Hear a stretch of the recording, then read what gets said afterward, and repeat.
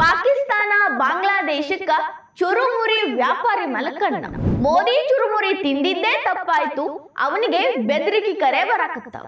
पाकिस्तान से फोन आ रहा है, धमकी दे रहा है, बम से उड़ा देंगे. ವಿಡಿಯೋ ಕಾಲ್ ಮಾಡಿ ಬಾಂಬ್ ಹಾಕ್ತೀವಿ, ಸಾಯಿಸ್ತೀವಿ ಅಂತ ಬೆದರಿಸಾಕತ್ತಾರ. ಆ ಚುರುಮುರಿ ವ್ಯಾಪಾರಿ ನಂಬರ್ ಪಾಕಿಸ್ತಾನ ಬಾಂಗ್ಲಾದೇಶಕ್ಕೆ ಹೆಂಗ ಸಿಕ್ತು? ಸುವೇಂದು ಅಧಿಕಾರಿ ಚಕ್ರವ್ಯೂಹವನ್ನ ಭೇದಿಸ್ತಾರೇನು? ಬಂಗಾಳದಾಗ ಬಿಜೆಪಿ ಸರ್ಕಾರ ಬಂದಾಗಿಂದ ಅದೆಷ್ಟು ಬದಲಾವಣೆಗಳಾಗಕತ್ತವು, ಅದು ಎಷ್ಟು ಸ್ಪೀಡ್ ಆಗಿ ಅಲ್ಲಿನ ಗೌರ್ಮೆಂಟ್ ವರ್ಕ್ ಶುರು ಮಾಡೈತಿ. ಅಕ್ರಮವಾಗಿ ನಡೆಸ್ತಿದ್ದ ಟೋಲ್ ಗೇಟ್ಗಳು ಬಂದಾದು, ಗೂಂಡಾಗಿರಿ ಬಂದಾತು. ಅದೆಷ್ಟೋ ವರ್ಷ ಆದ್ಮೇಲೆ ಟ್ರ್ಯಾಮ್ ಮತ್ತೆ ಓಪನ್ ಆದು. ಅಲ್ಲಿನ ಮಂದಿ ಕಣ್ಣಾಗ ಖುಷಿ ಕಾಣಿಸ್ತು. ರೋಡ್ ಮೇಲೆ ನಮಾಜ್ ಮಾಡೋ ಹಂಗಿಲ್ಲ, ರೋಡ್ ನಮಾಜ್ ಬಂದಾತು. ಗೋ ಹತ್ಯೆಯನ್ನ ಮಾಡೋ ಹಂಗೆ ಇಲ್ಲ, ಅದಕ್ಕೂ ಬಂದ್ ಮಾಡಿದ್ರು. ಒಂದೊಂದೇ ಪ್ರತಿ ಒಂದನ್ನು ಸರಿ ಮಾಡಾಕ ಸುವೇಂದು ಅಧಿಕಾರಿ ಪಣ ತೊಟ್ಟಂಗದಾರ. ಇವೆಲ್ಲ ಆಗಬೇಕ್ರಿ, ಯಾಕಂದ್ರ ಅಲ್ಲಿನ ಜನರಿಗೆ ಮುಖ್ಯವಾಗಿ ಬೇಕಾಗಿದ್ದಿದ್ದು. ಆದ್ರ ಇವೆಲ್ಲದರ ಜೋಡಿ ಇನ್ನೊಂದು ಆಗ್ಬೇಕಾಗೈತಿ. ಅದು ಬಹಳಷ್ಟು ಮುಖ್ಯವಾಗಿ ಬಂಗಾಳಕ್ಕೂ ಮತ್ತು ಭಾರತಕ್ಕೂ ಒಳ್ಳೇದಾಗುವಂಥದ್ದು, ರಕ್ಷಣಾ ದೃಷ್ಟಿಯಿಂದ ಬಹಳ ಇಂಪಾರ್ಟೆಂಟ್ ಆಗಿರುವಂಥದ್ದು. ಅದೇನು ಅಂದ್ರ ಬಂಗಾಳದ ಒಳಗಿರುವಂತ ಮತಾಂಧರಿಗೂ ಭಾರತದ ಗಡಿ ಆಚೆ ಇರೋ ಮತಾಂಧರಿಗೂ ಇರೋ ನೆಟ್ವರ್ಕ್ ಅನ್ನ ಕಟ್ ಮಾಡಿ ಬಿಸಾಕೋದು. ಅದನ್ನ ಭೇದಿಸಾಕ ವೆಸ್ಟ್ ಬೆಂಗಾಲ ಸರ್ಕಾರ ಸಜ್ಜಾಗಬೇಕಾಗೈತಿ ಆದಷ್ಟು ಬೇಗ. ಯಾಕೆ ಹಿಂಗ್ ಹೇಳ್ತೀನಿ ಅಂದ್ರ, ಮೋದಿ ಅವರು ಪ್ರಚಾರ ಮಾಡಕ್ ಬಂಗಾಳಕ್ಕೆ ಬಂದಾಗ ಒಂದು ಚುರುಮುರಿ ಅಂಗಡಿಗೆ ಹೋಗಿದ್ರು. ಚುರುಮುರಿ ತಗೊಂಡು ಆ ವ್ಯಕ್ತಿ ಜೋಡಿ ಚಂದ ಮಾತಾಡಿ ಅಲ್ಲಿರೋರ್ಗೆಲ್ಲ ಚುರುಮುರಿಯನ್ನ ಕೊಟ್ಟಿದ್ರು. ಇದು ಬಹಳಷ್ಟು ವೈರಲ್ಲೂ ಆಗಿತ್ತು. ಬರೀ ಭಾರತ ಅಲ್ರಿ, ಭಾರತದ ಗಡಿ ದಾಟಿ ವೈರಲ್ ಆಗಿತ್ತು ಅಂತ ಈಗ ಗೊತ್ತಾಗತ್ತೈತಿ. ಅದೇನಂತ ಹೇಳ್ತಾರೆ, ಮೊದಲ ಚುರುಮುರಿ ತಿಂದಿದ್ದ ಸವಿಯಾದ ದೃಶ್ಯವನ್ನ ನೋಡ್ಕೊಂಬರ್ರಿ. भाई हमें अपना जाल मूली खिलाओ। हाँ, कितने का होता है आपका जाल मूली? नहीं, अच्छे वाला कितने का होता है? 10 पीस। हाँ, जो भी है बना दो। हाँ, दाल थोड़ी खाएंगे? हाँ, हाँ, खाएंगे, बिल्कुल खाएंगे। तो कितना 10 रुपए देना है? दुकान में आए सर। हाँ, 10 रुपए देना है। नहीं भाई, ऐसा नहीं। हाँ, हाँ, आप प्याज खाते हैं, दिमाग नहीं खाते बस। ಈ ಚುರುಮುರಿ ವ್ಯಾಪಾರ ಮಾಡಕೊತ್ತಿರೋ ವ್ಯಕ್ತಿ ಹೆಸರು ವಿಕ್ರಮ್ ಸಾವ್. ಬಂಗಾಳದ ಜಾರ್ಗ್ರಾಮ್ನಾಗ ಈತನ ಅಂಗಡಿ ಐತಿ. ಈತ ಅಲ್ಲಿ ಚುರುಮುರಿ ವ್ಯಾಪಾರ ಮಾಡ್ಕೊಂಡು ಮನಿ ನಡ್ಸಾಕತ್ತಿರುವಂತ ಒಬ್ಬ ಬಡ ವ್ಯಾಪಾರಿ. ಇಲ್ಲಿ ಮೋದಿಯವ್ರು ಹೋಗಿ ಚುರುಮುರಿ ತಿಂದಿದ್ದೇ ನೆಪ. ಆತನಿಗೆ ಈಗಾಗ್ಲೇ ಬಾಂಗ್ಲಾದೇಶದ ಮತಾಂಧರು, ಪಾಕಿಸ್ತಾನದ ಕೆಟ್ಟ ಹುಳುಗಳು ಕಾಲ್ ಮಾಡಕತ್ತಾವ. ಗ್ರೂಪ್ ವಿಡಿಯೋ ಕಾಲ್ ಮಾಡಿ ನಿನ್ನ ಅಂಗಡಿಗೆ ಬಾಂಬ್ ಹಾಕ್ತೀವಿ, ನಿನ್ನ ಸಾಯಿಸ್ತೀವಿ, ನಿನಗ ಬದುಕೋ ಹಕ್ಕಿಲ್ಲ, ನಿನ್ನ ಬದುಕಕ್ ನಾವು ಬಿಡಂಗಿಲ್ಲ ಅಂತ ಬೆದರಿಕೆ ಹಾಕಾಕತ್ತಾರ. ಕಾಲ್ನಾಗಂತೂ ಲೆಕ್ಕಿಲ್ಲ, ಅಷ್ಟೊಂದು ಫೋನ್ ಕಾಲ್ಸ್ ಬರಾಕತ್ತಾವಂತ ಆ ವ್ಯಕ್ತಿ ತನ್ನ ಅಳಲನ್ನ ಹೇಳ್ಕೊಳಕತ್ತಾರ. ಅದಷ್ಟ ಅಲ್ರಿ, ಬಾಂಗ್ಲಾದಿಂದ ಬರೋ ಕರೆಗಳು ಇನ್ನೂ ಬದುಕಿದ್ದಿ ಏನು ಅಂತ ಕೇಳ್ತಾವಂತ. ಬಿಡೋದಿಲ್ಲ ನಿನ್ನ, ಬಿಡೋದೇ ಇಲ್ಲ, ಬಾಂಬ್ ಹಾಕ್ತೀವಿ ಅಂತ. ಅದು ಯಾವ ಮಟ್ಟಿಗೆ ಹೆದರಿಸ್ಯಾರಂದ್ರ ಆ ವ್ಯಕ್ತಿಯ ಮುಖದಾಗಿರೋ ನಗುನ ಹೋಗಿಬಿಟ್ಟೈತಿ. ಆ ವ್ಯಕ್ತಿನೇ ಇದ್ರ ಬಗ್ಗೆ ಮಾತಾಡ್ತಾರ, ಕೇಳ್ರಿ. पाकिस्तान से फोन आ रहा है, धमकी दे रहा है, बम से उड़ा देंगे. और वीडियो कॉल हम रिसीव किए थे, तो उन लोग ग्रुप में बहुत तरह के हथियार दिखा रहा था, माने चौक लाल करके पूरा दिखा रहा था, आंख लाल करके कि आपको हम उड़ा देंगे. बहुत डरे हुए हैं, जान के खतरा है, तो बहुत तरह की टेंशन भी है. रात में साइकिल से घर जाते हैं, डर लगता है कि कोई कुछ कर ना दे. मैं अकेला है, घर संसार चला रहे हैं सर. ಈಗಾಗಲೇ ಪೊಲೀಸರು ಮನೆ ಹತ್ತಿಕ್ ಹೋಗಿ ಎಲ್ಲ ನೋಡಿ ವಿಚಾರಣೆ ಮಾಡಿ ಸೆಕ್ಯೂರಿಟಿ ಕೊಟ್ಟಾರ. ಆದ್ರೂ ಕೂಡ ಭಯ ಇರ್ತೈತಲ್ರಿ. ಇಡೀ ಕುಟುಂಬವನ್ನ ಮುನ್ನಡೆಸೋ ಮಾಲೀಕ ಅವನೇ, ಮನೆಯಾಗಿರೋ ಆಧಾರ ಕಂಬ ಒಬ್ಬನೇ. ಮತ್ತೀಗ ನಿನ್ನೆ ಸಾಯಿಸ್ತೀವಿ ಅಂದ್ರೆ ಆತನಿಗೆ ಸಹಜವಾಗಿ ಭಯ ಆಗ್ತೈತಿ. ಮೊದಲ ಯಾರು ಹೇಳ್ರಿ, ಕೆಟ್ಟ ಮನಸ್ಥಿತಿಯ ಪಾಕಿಸ್ತಾನ ಬಾಂಗ್ಲಾದ ಮಂದಿ ಏನ್ ಬೇಕಾದ್ರೂ ಮಾಡ್ತಾರೋ ಅನ್ನೋ ಭಯ ಅವನಿಗೈತಿ.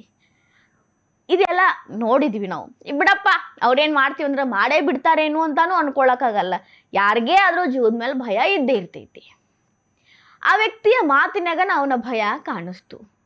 ಇದೆಲ್ಲ ನೋಡಿದ ಮೇಲೆ ಒಂದು ಪ್ರಶ್ನೆ ಬರ್ತೈತಿ ನೋಡ್ರಿ, ನನಗೆ ಬರ್ತೈತಿ, ನಿಮಗೂ ಈಗಾಗಲೇ ಬಂದಿರ್ತೈತಿ. ಆ ವ್ಯಕ್ತಿಯ ಫೋನ್ ನಂಬರ್ ಬಾಂಗ್ಲಾದೇಶದ ಮತಾಂಧರಿಗೂ ಪಾಕಿಸ್ತಾನದ ಪಾಪಿಗಳಿಗೂ ಹೆಂಗ ಸಿಕ್ತು? ಅವನ ನಂಬರ್ ಯಾರ ಹತ್ರ ಇತ್ತೋ ಅವರೇ ಅವರಿಗೆ ಟ್ರಾನ್ಸ್ಫರ್ ಮಾಡಿರ್ತಾರೆ. ಅವರೇ ಅವ್ರಿಗೆ ಕೊಟ್ಟು ಫೋನ್ ನಂಬರ್ ಇದು ಈ ವಿಕ್ರಮ್ ಫೋನ್ ನಂಬರೇ ಅಂತ ಕೊಟ್ಟವ್ರು ಯಾರು? ಗಡಿ ಒಳಗಿರೋನೇ ಗಡಿ ಆಚೆಗೆ ನಂಬರ್ ತಲುಪ್ಸ್ಯಾನ. ಆ ವ್ಯಕ್ತಿ ಯಾರು? ಜಾರ್ಗ್ರಾಮ್ನ ವಿಕ್ರಮ್ ಸಾವ್ನ ಪರಿಚಯಿಸ್ತಾನೆ ಈ ಕೆಲಸವನ್ನ ಮಾಡಿರ್ತಾನ. ಅಂದ್ರೆ ಆ ವ್ಯಕ್ತಿ ಅದೇ ಜಾರ್ಗ್ರಾಮ್ನಾಗ ಇರೋವಂತವೇ ಇದ್ದಾನ. ಆ ವ್ಯಕ್ತಿ ಯಾರು? ಹಿಂಗ ವಿಕ್ರಮ್ ಸಾವ್ನ ನಂಬರ್ ಕೊಟ್ರ ಅವನಿಗೇನು ಲಾಭ? ಅವನಿಗೆ ಯಾರು ಏನು ಕೊಡ್ತಾರು? ಭಾರತದ ಶತ್ರು ದೇಶಗಳಿಗೆ ಮೊಬೈಲ್ ನಂಬರನ್ನು ಕೊಡೋದ್ರಿಂದ ಅವನಿಗೆ ಅದು ಎಷ್ಟು ದುಡ್ಡು ಬರ್ತೈತೋ ಅಥವಾ ಬೇರೆ ಏನಾದರೂ ಹೆಲ್ಪ್ ಆಗ್ತೈತೋ ಏನಿರಬಹುದು? ಫೋನ್ ನಂಬರ್ ಕೊಟ್ಟಾನ ಅಂತಂದ್ರೆ ಜಾರ್ಗ್ರಾಮ್ನಾಗ ದೊಡ್ಡ ಮಟ್ಟದ ನೆಟ್ವರ್ಕ್ ಇಲ್ಲ ಅಂತ ಹೆಂಗೆ ನಂಬೋದು? ಇಷ್ಟು ಬೇಗನೆ ನಂಬರ್ ಸಿಕ್ಕು ಅವನಿಗೆ ಆಗ್ಲೇ ಕಾಲ್ಸ್ ಬರಾಕತ್ತಾವು ಅಂದ್ರೆ ಈ ಒಂದು ನೆಟ್ವರ್ಕ್ ಎಷ್ಟು ದಿನದಿಂದ ಬಂಗಾಳದಾಗಿರಬಹುದು? ಈ ನೆಟ್ವರ್ಕ್ಗೆ ಇಲ್ಲಿ ತನಕ ರಕ್ಷಣೆ ಕೊಟ್ಟವ್ರು ಯಾರು? ಇಷ್ಟೆಲ್ಲ ನಡೆದಿದ್ರು ಇಲ್ಲಿ ತನಕ ಬಂಗಾಳದಾಗಿದ್ದ ಮಮತಕ್ಕನ ಸರ್ಕಾರಕ್ಕೆ ಇದ್ರ ಕಿಂಚಿತ್ತೂ ಅನುಭವ ಆಗಿರ್ಲಿಲ್ಲೇನು? ಅಥವಾ ಮಮತಕ್ಕನೇ ಇಂಡೈರೆಕ್ಟ್ ಆಗಿ ಸಪೋರ್ಟ್ ಮಾಡಿದ್ರೇನು? ಇಂಥದ್ದೆಲ್ಲ ಎಂತೆಂಥದೋ ದೇಶದ್ರೋಹದ ಕೆಲಸ ನಡೆದೈತ್ರಿ. ಒಳಗೊಳಗ ಇರೋ ಹುಳಗಳು ಹೊರಗಿರೋ ಅಂತ ಕೆಟ್ಟ ಹುಳುಗಳು ಸಹವಾಸ ಮಾಡ್ಯಾವ. ಅಂತ ಹುಳುಗಳಿಂದಾನೇ ಈಗ ವಿಕ್ರಮ್ ಸಾವ್ ನಂಬರ್ ಹೋಗೈತಿ. ನಾಳೆ ಇನ್ನೇನೇನೇನೋ ಹೋಗ್ಬೋದು. ಭಾರತದ ರಕ್ಷಣಾ ದೃಷ್ಟಿಯಿಂದ ಕೂಡ ಇದು ಬಹಳ ಡೇಂಜರಸ್.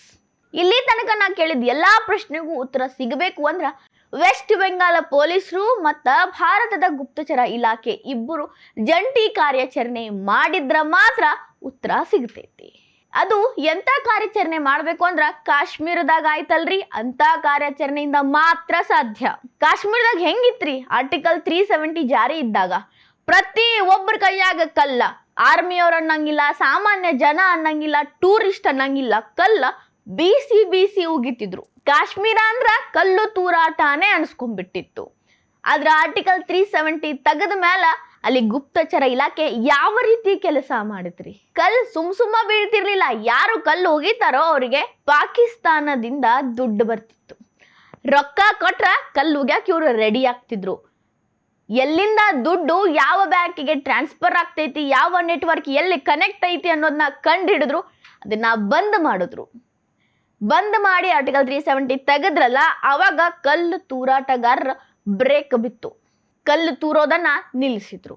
ಅದೇ ರೀತಿ ಯಾವ ರೀತಿಯ ಒಂದು ಚಕ್ರವ್ಯೂಹ ಇತ್ತಲ್ರಿ, ಅದನ್ನ ಭೇದಿಸಿದ್ರಲ್ಲ ಕಾಶ್ಮೀರದಾಗ, ಅಂಥದ್ದೇ ಒಂದು ಚಕ್ರವ್ಯೂಹ ಈಗ ವೆಸ್ಟ್ ಬೆಂಗಾಲ್ನಾಗ ಸೃಷ್ಟಿಯಾಗೈತಿ. ಅದನ್ನ ಭೇದಿಸ್ಬೇಕು ಅಂದ್ರೆ ಗುಪ್ತಚರ ಇಲಾಖೆ, ವೆಸ್ಟ್ ಬೆಂಗಾಲ ಪೊಲೀಸರು ಬಹಳಷ್ಟು ಮೈಯೆಲ್ಲ ಕಣ್ಣು ಮಾಡ್ಕೊಂಡು ಹುಡುಕಾಕಬೇಕು. ಸುವೇಂದು ಅಧಿಕಾರಿ ಅವರು ಅಧಿಕಾರಕ್ಕೆ ಬಂದ ಮೇಲೆ ಅದು ಎಷ್ಟು ಸೂಕ್ಷ್ಮವಾಗಿ ಪ್ರತಿ ಒಂದು ಕೆಲಸನೂ ಮಾಡಕತ್ತಾರ. ಹಂಗೇ ಇದು ಕೂಡ ಮಾಡ್ತಾರೋ ಅನ್ನೋ ಆತ್ಮವಿಶ್ವಾಸ ಎಲ್ಲರಿಗೂ ಐತಿ. ಬಟ್ ಎಷ್ಟು ಬೇಗ ಶುರು ಆಗ್ತೈತಿ ಅನ್ನೋದು ಇಂಪಾರ್ಟೆಂಟ್ ಆಗೈತಿ. ಆತನ ಮಾತನಾಗ ಗೊತ್ತಾಗ್ತೈತಿ ವಿಕ್ರಮ್ ಸಾವ್ಗೆ ರಕ್ಷಣೆ ಬೇಕಾಗೈತಿ. ಇನ್ನಷ್ಟು ಹೆಚ್ಚಿನ ರಕ್ಷಣೆ ಬೇಕೇ ಬೇಕು. ಪಾಪ ಒಬ್ಬ ಬಡ ವ್ಯಾಪಾರಿಗೆ ರಕ್ಷಣೆ ಕೊಡೋದು ಧರ್ಮ ಕೂಡ. ಆದ್ರೆ ಇದೆಲ್ಲ ನೋಡಿದ್ಮೇಲೆ ಅಲ್ಲಿನ ಸ್ಥಿತಿ ಗಂಭೀರತೆ ಎಷ್ಟೈತಿ ನೋಡ್ರಿ. ಸುತ್ತಲೂ ಶತ್ರುಗಳೇ ಅದಾರ ಆತನಿಗೆ. ಆ ಶತ್ರುಗಳಿಂದನೇ ನಂಬರ್ ಶತ್ರು ದೇಶಕ್ಕೆ ತಲುಪೈತಿ. ಈ ಗಂಭೀರತೆನ ಅರ್ಥ ಮಾಡಿಕೊಂಡು ಅದೆಷ್ಟು ಬೇಗ ಇನ್ವೆಸ್ಟಿಗೇಷನ್ ಸ್ಟಾರ್ಟ್ ಆಗ್ತೈತಲ್ಲ, ಅಷ್ಟ ಬಂಗಾಳಕ್ಕೂ ಒಳ್ಳೆಯದು, ಭಾರತಕ್ಕೂ ಒಳ್ಳೆಯದು.